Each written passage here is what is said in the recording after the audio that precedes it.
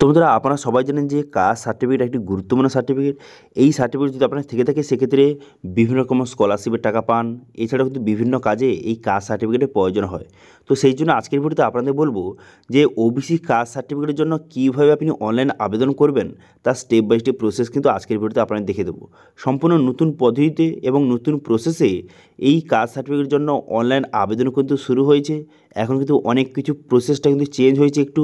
সেই জন্য নতুন প্রসেসে কীভাবে আপনি ওবিসি কাস্ট সার্টিফিকেটের জন্য অনলাইনে আবেদন করবেন তার স্টেপ বাই স্টেপ প্রসেস দেখাবো, এবং সঙ্গে বলবো যে এই সার্টিফিকেট আবেদন করতে কী কী ডকুমেন্টস লাগবে, কীভাবে আপনি আবেদন করবেন, আবেদন করার পর আপনাকে কী করতে হবে, কীভাবে সার্টিফিকেট আপনি পাবেন, কতদিনের মধ্যে সার্টিফিকেট পাবেন, সমস্ত কিছু এ টু জেড আপনাদের বলে দেবো এবং অনলাইনে আবেদন পদ্ধতি দেখাবো। সেই জন্য ভিডিওটা প্রথম থেকে শেষ পর্যন্ত অবশ্যই দেখবেন মনোযোগ সহকারে, এবং আমাদের চ্যানেলে প্রথমবার ভিজিট করে থাকলে আমাদের চ্যানেলটিকে সাবস্ক্রাইব করে রাখুন এবং পাশে থেকে বেল আইকনটিকে অবশ্যই প্রেস করে রাখুন। তো চলুন আজকে ভিডিওটা শুরু করা যাক। তো প্রথমত কাস্ট সার্টিফিকেটের যেটা অফিসিয়াল ওয়েবসাইট, এখানে কিন্তু আপনি চলে আসবেন। এখানে চলে আসার পর তারপরে এখানে দেখতে পাচ্ছেন এমন একটি নোটিশ কিন্তু আপনার সামনে শো হয়ে যাবে। এখন বর্তমানে আপনারা সবাই জানেন যে ওবিসি কাস্ট সার্টিফিকেটে অনেকের কিন্তু ক্যাটাগরি চেঞ্জ হয়েছে। অনেকের কিন্তু যাদের ক্যাটাগরি বি ছিল অনেকের এ হয়েছে, অনেকের এ ছিল বি হয়েছে, এবং সেটা কিন্তু চেক করতে পারবেন এখান থেকে। এই চেক সার্টিফিকেট, এই যে অপশন দেখতে পাচ্ছেন রিভ্যালিডেশন, এই অপশানে ক্লিক করবেন। এই অপশানে ক্লিক করে আপনার সার্টিফিকেট নাম্বার বসিয়ে এখান থেকে চেক করে নিতে পারবেন যে আপনার যে কাস্ট সার্টিফিকেটের ক্যাটাগরি চেঞ্জ হয়েছে নাকি। যদি কাস্ট সার্টিফিকেটের ক্যাটাগরি যদি চেঞ্জ হয়ে থাকে সেক্ষেত্রে আপনাকে আবেদন করতে হবে এবং সেই নতুন ক্যাটাগরি চেঞ্জ সার্টিফিকেট পাওয়ার জন্য। সেই জন্য এখানে অ্যাপ্লাই ফর ওবিসি এই অপশানে ক্লিক করবেন। এই অপশানে ক্লিক করে এখান থেকে দেখতে পাচ্ছেন এখানে বলা হয়েছে আপনার কাছে কি ডিটেল কাস্ট সার্টিফিকেট রয়েছে। এখানে ইয়েস করবেন। ইয়েস করে এখানে সার্টিফিকেট নাম্বার বসিয়ে আবার আপনাকে আবেদন করতে হবে। এটা নিয়ে অলরেডি ভিডিও কিন্তু আমি তৈরি করে রেখেছি, সেটা চাইলে তার লিঙ্ক ভিডিও ডেসক্রিপশনে প্রোভাইড করে দেবো, সেখান থেকে গিয়ে দেখে নিতে পারবেন যাদের কাস্ট সার্টিফিকেটের ক্যাটাগরি চেঞ্জ হয়েছে তারা কীভাবে আবেদন করবেন। কিন্তু আজকের ভিডিওতে আপনারা দেখাবো যারা নতুন সার্টিফিকেটের জন্য আবেদন করতে চান, যাদের কোনো রকম কাস্ট সার্টিফিকেট নেই, নতুন ওবিসি সার্টিফিকেটের জন্য আবেদন করতে চান, তারা কী করবেন। তারা কিন্তু এখানে নো করে দেবেন, কারণ আপনার কাছে কোনো রকম সার্টিফিকেট নেই, সেজন্য নো করে দিলেন। নো করে দেওয়ার পর তারপরে এই ফর্মটা ফিল আপ করতে হবে। সেই জন্য কী করবেন, এখানে স্টেট, এখানে কিন্তু স্টেট এখানে দেওয়া রয়েছে। এরপর আপনি কী করবেন, ডিস্ট্রিক্ট, এখান থেকে ডিস্ট্রিক্টটা আপনি সিলেক্ট করে নেবেন। করে নেওয়ার পর সাব ডিভিশন, এখান থেকে সাব ডিভিশনটা সিলেক্ট করবেন। করে দেওয়ার পর মিউনিসিপ্যালিটি না ব্লক, আপনার যেখানে বসবাস করেন সেটা সিলেক্ট করে নেওয়ার পর যদি ব্লক সিলেক্ট করে থাকেন সেখানে ব্লকের নামটা সিলেক্ট করবেন। করে দেওয়ার পর গ্রাম পঞ্চায়েত, এখানে গ্রাম পঞ্চায়েত নামটা সিলেক্ট করবেন। এরপর application for SC ST OBC লেখা রয়েছে, এবার ওবিসি এখান থেকে সিলেক্ট করবেন। করে দেওয়ার পর ওবিসি ক্যাটাগরি এখান থেকে আপনি সিলেক্ট করে নেবেন। ঠিক আছে, আপনার যে ক্যাটাগরি সেটা আপনি সিলেক্ট করে নেবেন। করে নেওয়ার পর কাস্ট, এখানে কাস্ট আপনি সিলেক্ট করে নেবেন। ওবিসির মধ্যে কোন কাস্ট সেটা আপনি এখান থেকে সিলেক্ট কিন্তু করে নেবেন। ঠিক আছে, করে নেওয়ার পর আপনার নাম, এখানে নাম বসিয়ে দেবেন। তারপরে আপনার বাবার নাম বসিয়ে দেবেন। বসিয়ে দেওয়ার পর মোবাইল নাম্বার বসিয়ে দেবেন। বসিয়ে দেওয়ার পর ইমেল আইডি, এখানে ইমেল আইডি বসিয়ে দেবেন। বসিয়ে দেওয়ার পর তারপর আপনি কী করবেন, তারপর এখানে রিকোয়ার ডকুমেন্টস, যে কোনো একটি ডকুমেন্টস আপনাকে দিতে হবে। আপনি চাইলে সবগুলো দিতে পারেন। এখানে এপি কার্ড রয়েছে, আধার কার্ড রয়েছে, তারপরে খাদ্যসাথী অর্থাৎ রেশন কার্ড, এখানে ক্যাটাগরি সিলেক্ট করবেন। করে দেওয়ার পর সেই রেশন কার্ডের নাম্বারটা বসিয়ে দেবেন। ঠিক আছে, এখানে বলা হয়েছে LS1 অর্থাৎ যে কোনো একটি দিলে হবে।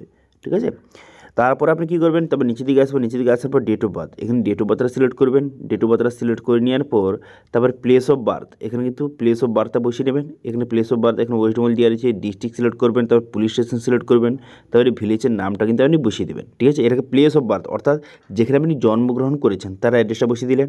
ঠিক আছে, এবার আপনি কী করবেন, এরপর এখানে নিচের দিকে আসার পর বলা হয়েছে প্রেজেন্ট অ্যাড্রেস। ঠিক আছে, বর্তমানে আপনি লাস্ট 6 মাস ধরে কোন ঠিকানায় থাকছেন তার ডিটেলসটা বসাতে হবে। সেই জন্য কী করবেন, এখানে কিন্তু আপনার যে কেয়ার আপনার বাবার নাম বসিয়ে দেবেন। বসিয়ে দেওয়ার পর স্টেট, তারপর ডিস্ট্রিক্ট, তারপরে পুলিশ স্টেশন বসিয়ে নেবেন। বসিয়ে নেওয়ার পর ওয়ার্ড বা গ্রাম পঞ্চায়েত এখানে বসিয়ে নেবেন।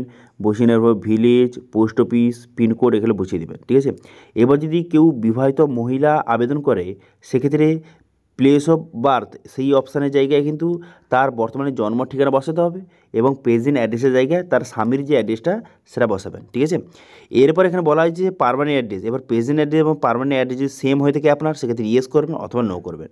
এবার নো যদি হয়, এবার যদি নো করে আপনার নতুন যে পার্মানেন্ট অ্যাড্রেসটা সেটা বসিয়ে দেবেন। ঠিক আছে, আমার ক্ষেত্রে ইয়েস, সেজন্য ইয়েস করলাম।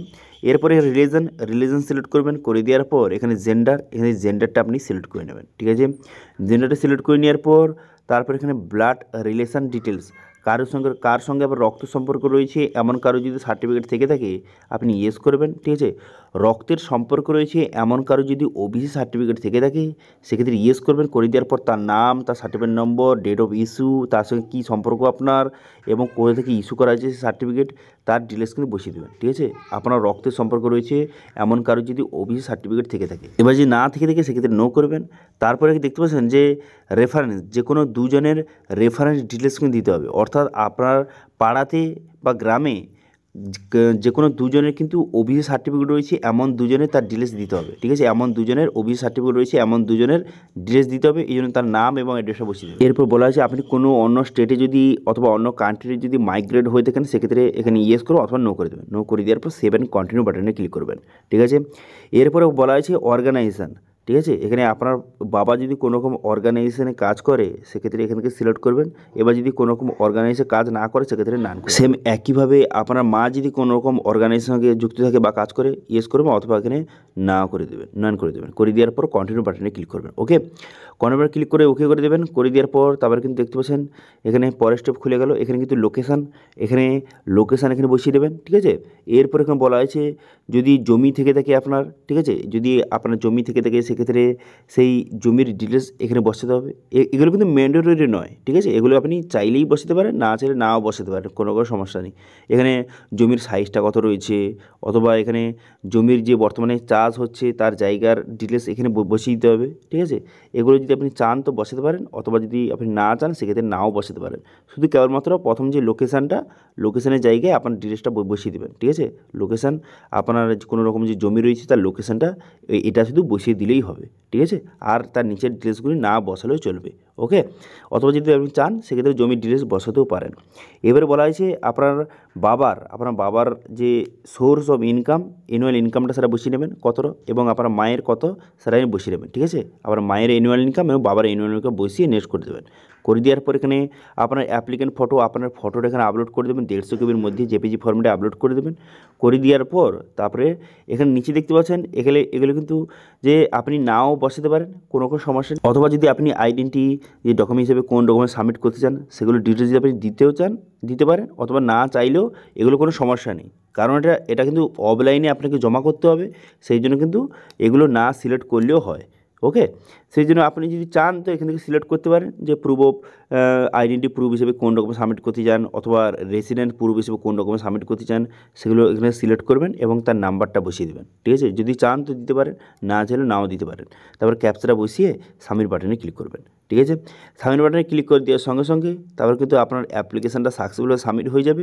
সাবমিট হয়ে যাওয়ার পর এই যে রিসিভ কপি আপনার সামনে শো হয়ে যাবে, যে অ্যাকনোলেজমেন্ট স্লিপ এবং আপনার অ্যাপ্লিকেশন ফর্মটা এখানে শো হয়ে যাবে। এবার এখান থেকে ক্লিক করে আপনি অ্যাপ্লিকেশন ফর্ম এবং অ্যাকনোলেজমেন্ট স্লিপটা কিন্তু ডাউনলোড করে নেবেন। করে নেওয়ার পর এই ফর্মের সঙ্গে আপনার সমস্ত ডকুমেন্টস অ্যাটাচ করবেন। আপনার যত রকম ডকুমেন্টস রয়েছে সমস্ত ডকুমেন্টস অ্যাটাচ করবেন। এবার কী কী ডকুমেন্টস লাগবে সেটা কিন্তু দেখতে পাচ্ছেন এই যে ওয়েবসাইট দেওয়া রয়েছে যে topguide.in, এখানে কিন্তু ওবিসি সার্টিফিকেট, SC ST সার্টিফিকেটের জন্য কী কী ডকুমেন্টস লাগবে, কীভাবে আবেদন করবেন সমস্ত লিস্ট কিন্তু দেওয়া রয়েছে। এই ডাইরেক্ট ওয়েবসাইট লিঙ্ক কিন্তু আমি ভিডিও ডেসক্রিপশনে প্রোভাইড করে দেবো, সেখান থেকে দেখে আপনি বুঝতে পারবেন যে কী কী ডকুমেন্টস লাগবে। ওকে, এবার সমস্ত ডকুমেন্টস এই ফর্মের সঙ্গে অ্যাটাচ করে আপনার যে ব্লক অফিস রয়েছে, ঠিক আছে, সেখানে কিন্তু আপনাকে জমা করতে হবে। এবার দেখুন এখানে ভেরিফিকেশান হতে অনেক সময় কিন্তু অনেক রকম টাইম লাগে।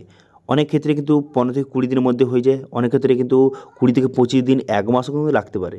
ঠিক আছে, সেটা ডিপেন্ড করে কীভাবে অফিস কাজ করছে তার উপর।